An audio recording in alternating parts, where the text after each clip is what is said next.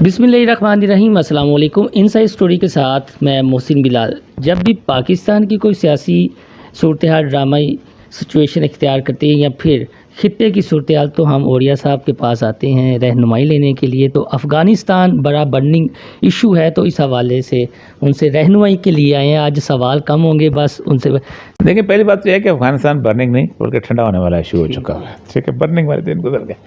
देखिए, पाकिस्तान ने 20 साल के जो आगाज़ के 15 साल गुजारे हैं, ये बिल्कुल वैसे ही गुजारे हैं जैसे पूरी दुनिया के ममालिक ने गुजारे हैं। पूरी दुनिया के ममालिक 15 साल तक ये समझते रहे कि अमेरिका बहुत बड़ी ताकत है, हमारे पास टेक्नोलॉजी है, हमारे पास सारा कुछ है। हम जिस तरह इराक़ में घुस के हमने तबाह बर्बाद कर दिया, जिस तरह हमने अफ्रीका के मुल्कों में कर दिया, हम अब तालिबान के साथ भी वही करेंगे। तो कम से कम 15 साल तक हम लोग उन्हीं के पाँव में जूती में पाँव डाल के चलते रहे। फिर ऐसा में रियलाइज़ हुआ कि ये मसला ठीक नहीं है, हमारे लिए तो मसला बन जाएगा कल को। तो फिर पाकिस्तान ने डिस्टेंस करना शुरू कर दिया, और उस डिस्टेंस करने की 2 वजूहात थी। एक तो ये थी कि इन 15 सालों में पाकिस्तान की कुर्बानियों का जितना मजाक अफ़गानिस्तान में उड़ाया गया, अमेरिका ने किसी और ने नहीं उड़ाया। हमें पहले दिन से वादा किया गया था कि जिस दिन अमेरिका अफ़गानिस्तान में आएगा, पाकिस्तान की मर्ज़ी की हुकूमत बनेगी। और मुशर्रफ जो था, बाकायदा ऑन रिकॉर्ड है, बाकायदा तकरीर करते हुए कहा था उसने कि हमारी मर्ज़ी की हुकूमत बनी थी। मैं उस वक्त कोयटा में होता था, और कोयटा में एक बहुत बड़ा सेमिनार था। उस सेमिनार में बहुत लोग जमा थे, इसी के अफ़गान सिचुएशन में होगा क्या। तो वहाँ हर बंदे ने कहा था कि बच्चे को पता है कि वहाँ शुमाली इत्तेहाद की हुकूमत बनेगी और वो पाकिस्तान मुखालिफ हुकूमत बनेगी, लेकिन मुशर्रफ जैसे जाहिल आदमी को नहीं पता। जहालत की इंतहा है ना कि आपने, या जहालत है या फिर ये है कि जानबूझ के समझ लेते कि ये चीज़। वहाँ शुमाली इत्तेहाद की हुकूमत बनी सबसे पहले, वो जब पाकिस्तान मुखालिफ हुकूमत थी, और उस पाकिस्तान मुखालिफ हुकूमत ने बाकायदा 15 साल पाकिस्तान के ख़िलाफ़ बाकायदा एक वहाँ पर एक सेंचुरी बनाई, जहाँ आपके पास BLA भी वहाँ पहुँच गई, 2006 के बाद वहाँ पहुँची, जहाँ आपके पास बलूचिस्तान इंसर्जेंट्स पहुँचे, जहाँ जो भी पाकिस्तान से TTP से भाग के गया वो वहाँ पर पहुँचा और उसको सपोर्ट किया। उन्होंने बाकायदा हर उस इलाके के अंदर जहाँ पाकिस्तान के साथ रास्ता बनता था, इंडिया को पूरी एक्सेस दी ताकि वो यहाँ पर हमारे ऊपर पूरे के पूरे ऑपरेशन कर सके। कुलभूषण भी, इस साफ सी बात है कि कुलभूषण कहाँ से पकड़ा गया था, और उनको पता किसने पकड़ के दिया था। अगरचे कि पकड़ा पाकिस्तान से गया था, लेकिन उसके पीछे तालिबान भाग रहे थे और उन्होंने पकड़ के दिया था। ये तो अब बच्चा अफ़गानिस्तान में भी और ईरान में जानता है। कुलभूषण तालिबान ने मावनत की पकड़ने में पाकिस्तान 100%। ये तो कोई ढकी छुपी खबर ही नहीं है। ठीक, और इसलिए वजह यह है कि तालिबान, क्योंकि वो तालिबान मुखालिफ भी चल, क्योंकि इंडिया के लिए बेवकूफ़ के 2 दुश्मन थे, एक तालिबान और एक पाकिस्तान। जिस वक्त तालिबान की हुकूमत गई है 2001 में, तो वाजपेयी जो है वो लाल किले के ऊपर बाकायदा रिकॉर्ड पे है, उसकी तकरीर है 15 अगस्त वाले दिन, और पाकिस्तान को कहा कहाँ हैं आपके तालिबान। आप कहते हमारे साथ तालिबान है, हम तुम्हें खा जाएंगे। आज तुम्हारे तालिबान ख़त्म हो गए, और आज वही तालिबान जो है वो मोदी के ज़माने में वापस आए। वाजपेयी की तो अर्थी भी पता नहीं कहाँ, राख भी गंगा में जलाई जा चुकी है, उसको शायद अंदाज़ा ही नहीं कि हुआ क्या है उसके लफ्ज़ों के साथ। तो ये थी कि 15 साल आप थोड़ा बहुत उन्होंने थोड़ा सा। दूसरा ये था कि तालिबान बजाते ख़ुद कभी भी पाकिस्तान के साथ उन्होंने बिगाड़ के नहीं रखी, हालांकि हमने बहुत कुछ किया, और अमेरिका के साथ देने के लिए 2-3 चीज़ें ही अगर आप पढ़ लें तो आपको पता चल जाए कि हमने तालिबान के ख़िलाफ़ क्या है। मतलब एक लाइन ऑफ फायर जो है उसकी, जो मुशर्रफ की किताब है, वो अगर पढ़ लें तो आपको पता चल जाए। सोशल मीडिया पर लफ्ज़ तालिबान लिखे हैं तो पोस्टें उड़ा दी जाती हैं। अब यहाँ पर लफ्ज़ इस्तेमाल हो रहा है स्टूडेंट, तो यानी तालिबान का अंग्रेज़ी लफ्ज़ है स्टूडेंट तालब से। तो स्टूडेंट डिप्लोमेसी क्या है, क्या कर रहे हैं? देखिए, पहली बात तो ये है कि कुछ भी आप कर लें, गुज़श्ता 2 साल से वर्चुअली अफ़गानिस्तान के हुक्मरान जो हैं वो तालिबान हैं, वर्चुअली। आप देखें कि आप जब किसी मुल्क के अंदर कोई नेगोशिएशन करते हैं तो जो ताकतवर गिरोह होता है उसके साथ करते हैं। अमेरिका ने गुज़श्ता 2 साल जितने भी मुज़ाकरात किए हैं, उस मुज़ाकरात में अफ़गान हुकूमत की तरफ से उसके वज़ीर आज़म को चौकीदार के तौर पे भी दरवाजे पे खड़ा नहीं किया, उसको कान से पकड़ के निकाल दिया कि भाई आप तो निकलो यहाँ से। दूसरा, ये तालिबान कहते हैं कि हम बैठेंगे उस वक्त जब आप हमारे सामने होंगे, इन लोगों को हम जानते हैं, ये आपके साथ ब्रीफकेस पकड़ के आए थे, आपके साथ ब्रीफकेस पकड़ के निकल जाएंगे, दैट्स ऑल। और वही हुआ, और उसके बाद पहला एग्रीमेंट हुआ, रोड मैप तय हुआ, दूसरा एग्रीमेंट हुआ, तीसरा एग्रीमेंट हुआ, और आखिरी सूरत हाल यह है कि जब उनका फाइनल एग्रीमेंट हो रहे थे तो तालिबान पाकिस्तान के अलावा दुनिया के पाकिस्तान के साथ साथ हर उस पड़ोसी मुल्क में जा रहे थे कि हम अब आ रहे हैं, ہمارے ساتھ آپ نیگوسیشن کرو. وہ روس میں گئے, وہ تاجکستان گئے, وہ ازبکستان گئے, وہ پاکستان آئے, وہ انڈونیشیا گئے, وہ ملائیشیا گئے, وہ ترکی گئے, ہر جگہ, قطر گئے, کون سی جگہ جہاں نہیں گئے, اور انہوں نے ان کو یقین دلایا, اور ہر ملک نے ان کو یقین دلایا, یعنی ان کو مانا. اس کا مطلب ہے کہ ان کی سفارتی سطح پر بھی فتح ہوئی, اور دونوں نے ریئلائز کیا لوگوں نے کہ جو لوگ اس طرح کی جنگ جیت سکتے ہیں وہ. اب مفادات کس کس کا ہے اس ملک کے اندر؟ پہلی بات یہ ہے کہ امریکہ 2.24 ٹریلین ڈالر جو ہے وہ تقریباً وہ لگا کے امریکہ جو ہے وہ اس وقت تباہ بربادی کے کہانے پہ جا چکا ہوا. امریکہ کا اب انٹرسٹ کوئی نہیں ہے. امریکہ جو ہے انہوں نے 2012 میں ہیلری کلنٹن نے کہہ دیا تھا کہ ہم اگلے 10 سال جو ہے وہ کہاں انویسٹ کرنا چاہتے ہیں. ٹھیک, اب حالت یہ ہے کہ اس وقت وہاں پر 2 ملکوں کا میجر انٹرسٹ ہے فائنینشیل, ایک روس کا اور ایک چین کا.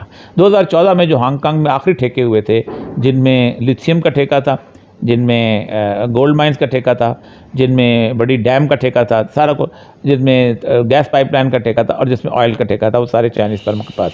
اور امریکہ میں یہ بہت بڑی بحث چلی تھی کہ اپنا we are not going to pay the security of the Chinese company. ٹھیک, اب اس وقت صورتحال یہ ہے کہ چائنیز جو ہے ان کا انٹرسٹ, چائنیز اس کے انٹرسٹ کو تحفظ کریں گے. اور چائنیز کی خوبی یہ ہے کہ یہ کسی طور پر بھی ان کے نظام میں انٹرفیئر نہیں کرتے. ان کا یورپ میں سب کے ساتھ معاہدہ ہے, کوئی آپ جو مجھے چلاؤ. ان کا افریقہ میں معاہدہ ہے, آپ جو مرضی چلاؤ. ان کا مڈل ایسٹ میں معاہدہ ہے, آپ بادشاہ تک کو نظام. ایک تو یہ ہے کہ طالبان کے نظام میں وہ یہ نہیں کہیں گے جی تمہارے عورتوں کے حقوق کیا ہیں, اور تمہارے خسروں کے حقوق کیا ہیں, اور تمہارے فلاں کے حقوق, جو تم ہو ویسے چلاؤ. دوسرا انٹرسٹ ہے رشیا کا.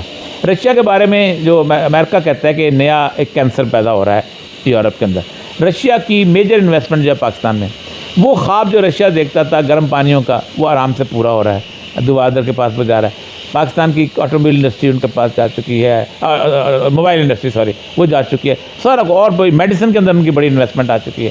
اس کا مطلب یہ ہے کہ یہ دونوں ملک ہیں. ایران کا اپنا انٹرسٹ ہے. ایران چاہتا یہ ہے کہ اس خطے کے اندر کم از کم اس کی پراکسی کو کوئی خراب نہ کرے.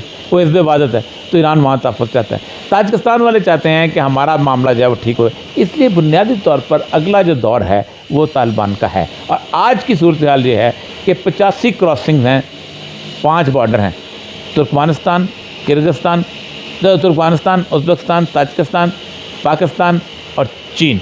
85 کراسنگز ہیں جہاں سے مال آتا ہے جاتا ہے.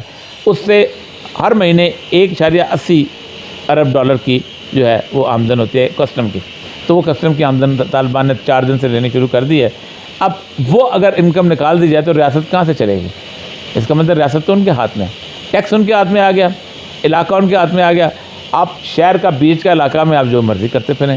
وہ کہتے ہیں بیسک رکھو, جس دن آپ کو پتہ چلے گا آپ کو تنخواہیں دینی پڑیں گی کابل میں, آپ کو لگ پتہ. اب پوری دنیا یا خاص طور پر پاکستان میں ایک خاص لوگ یہ دیکھ رہے ہیں کہ وہاں پر نظام کیسا ہوگا. طالبان کو شریعت ہوگی, ہیومن رائٹس کی کیا صورتحال وہاں پر ہوگی, آپ کیا دیکھ رہے ہیں؟ دیکھیں, پہلی بات تو یہ ہے کہ نظام کے بارے میں کنفیوژن ہونی نہیں چاہیے. ہمارے ہاں یہ تصور کیا جاتا ہے کہ اسلام کا نظام جو ہے نافذ العمل نہیں رہا. اسلام کا نظام جو ہے 1400 سال پورے, کم از کم 1300 سال تو نافذ العمل رہا. رسول اکرم صلی اللہ علیہ وسلم نے جو ریاست مدینہ قائم کی تھی وہ آخری 1924 تک چلی ہے, جب مظلہ عدلیہ جو تھی وہ کہاں پر تھی؟ خلافت عثمانیہ میں نافذ تھی. تمام وہ قوانین نافذ ہیں. دیکھیں, ریاست جو ہے وہ کسی بندے کے الیکشن سے نہیں چلتی, ریاست چلتی ہے اداروں سے. کیا ان 1300 سال میں مسلمانوں کا ایجوکیشن سسٹم بدل گیا؟ نہیں بدلا. مسلمانوں کا اکنامک سسٹم بدل گیا؟ نہیں بدلا. مسلمانوں کی فارن پالیسی بدل گئی؟ نہیں بدلی. مسلمانوں کا پینل کوڈ بدل گیا؟ نہیں بدلا. مسلمانوں کے قاضی کی عدالتوں کا تصور بدل گیا؟ نہیں بدلا. یہ سارے قائم رہے, آخر وقت تک قائم ہے. اس کا مطلب اگر وہ نظام چلتا چلا آ رہا ہے تو اور جہاں تک جمہوریت کا تعلق ہے, ہیومن رائٹس کا تعلق ہے, وومن رائٹ, یہ تو 1905 کے بعد آئے ہیں. 1905 سے پہلے کیا دنیا میں لوگ جہاں گدھے تھے, کیا گھوڑے تھے, کیا خنزیر جہاں رہتے تھے, وہ دنیا چلاتے تھے. آج بھی آپ مجھے یہ بتائیے, چین میں تو کوئی جمہوریت نہیں ہے, تو چین تو دنیا کی سپر پاور ہے. چین سے کسی نے پوچھا وومن رائٹس کیا ہوتے ہیں؟ چین سے کسی نے پوچھا انسانی حقوق کی ڈیفینیشن کیا ہوتی ہے؟ ٹھیک. اس کے بعد آپ کا جو روس کے اندر بالکل اور طرح کا سسٹم ہے. اصل مسئلہ یہ ہے کہ وہ سمجھتے ہیں, طالبان نے جو آخری نیگوسیشن ہوئی تھی 1999 میں, انہوں نے کہا تھا ہم عورتوں کو تعلیم دینا چاہتے ہیں. اور اس وقت آپ بتاتے ہیں کہ 1999 کے اندر جو آخری جو ہوا ہے, اس کا 2000 آ گیا تھا, وہ آخری جو وومن ڈے منایا گیا ہے وہ کابل کی وومن یونیورسٹی میں منایا گیا, اور جس کے اندر باقاعدہ یونیسکو کا ہیڈ جو تھی وہ شریک ہوئی تھی. تو اس پہ طالبان نے تقریر کی تھی، اس میں عبدالوکیل متوکل، اس نے کہا تھا ہم عورتوں کو تعلیم دینا چاہتے ہیں لیکن تمہاری طرح نہیں دینا چاہتے، تم کہتے جب تک دونوں کو اکٹھے ایک بینچ میں نہ بٹھاؤ تعلیم ہوتی نہیں ہے، ہم کہتے ہیں نہیں۔ تو ان کا اپنا ایک ویلیوز ہے، ان کے اپنی اسی حساب سے وہ چلتے ہیں۔ اگر 1924 میں آکسفورڈ میں عورتوں کو داخلہ ملتا ہے اور 1970 تک جا کے ان کو اکٹھے نہیں بٹھایا جاتا، وومنس کالج علیحدہ ہوتا ہے، تو کوئی اعتراض نہیں کرتا۔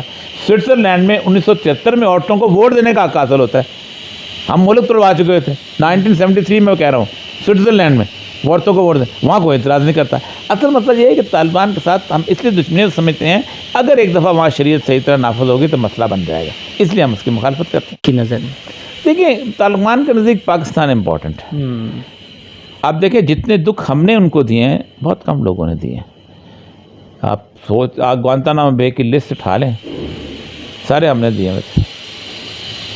57,000 دفعہ یہاں سے امریکی جہاز 3 اڈے ہم نے دیے تھے، اس کے باوجود اگر وہ آپ کے ساتھ بیٹھ رہے ہیں، آپ کو دشمن نہیں سمجھ رہے، تو یہ بڑی مہربانی ہے ان کی، ورنہ تو ہمارا اور امریکہ کے کسی نیٹو اتحادی کا کوئی فرق نہیں ہے۔ اس کا مطلب یہ اس کی بنیادی وجہ ہے کہ ملا عمر کی ایک وصیت ہے کہ پاکستان کے ساتھ آپ نے تعلقات خراب نہیں کرنا۔ اوریہ صاحب کی باتیں سنی، افغانستان، پاکستان، چائنا اور دیگر جو خطے کی صورتحال بنی ہوئی ہے، گاہے بگاہے ان سے ملتے رہیں گے، رہنمائی لیتے رہیں گے۔ اللہ